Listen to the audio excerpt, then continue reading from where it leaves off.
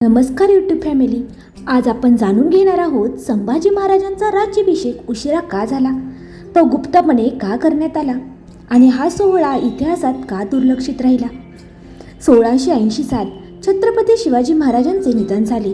संपूर्ण स्वराज्यात शोक होते, पण याच वेळी रायगडावर सुरू होता एक भयानक राजकीय कट. शिवाजी महाराजांच्या निधनानंतर स्वराज्याला बाहेरून मुघल धोका आणि आतील सत्ता संघर्ष यांचा सामना करावा लागला. राजमाता सोयराबाई यांनी राजाराम महाराजांना गादीवर बसवण्याचा प्रयत्न केला. काही सरदारांना आपल्या बाजूने वळवले. त्यामुळे रायगडावर 2 सत्ता केंद्रे तयार झाली. रायगडावर पोहोचल्यानंतर संभाजी महाराजांनी कट मोडून काढले, विरोधकांना शिक्षा दिली आणि स्वराज्यावर पूर्ण नियंत्रण मिळवले. पण या सगळ्यात महिने निघून गेले, म्हणूनच राज्याभिषेक उशिरा झाला.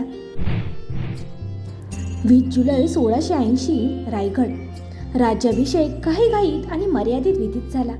शिवाजी महाराजांसारखा भव्य सोहळा नाही झाला. का? औरंगजेबाचा धोका, अंतर्गत बंडखोरीची भीती आणि वेळेची कमतरता. संभाजी महाराजांसाठी राज्याभिषेकापेक्षा राज्य सुरक्षित ठेवणे महत्त्वाचे होते. राजा झाल्यावर संभाजी महाराजांनी मुघलांवर थेट हल्ले सुरू केले. औरंगजेबाला दक्षिण द्यायला भाग पाडले. अवघ्या 9 वर्षात मराठा साम्राज्य मजबूत केले. म्हणूनच औरंगजेब त्यांना सर्वात जास्त घाबरत होता.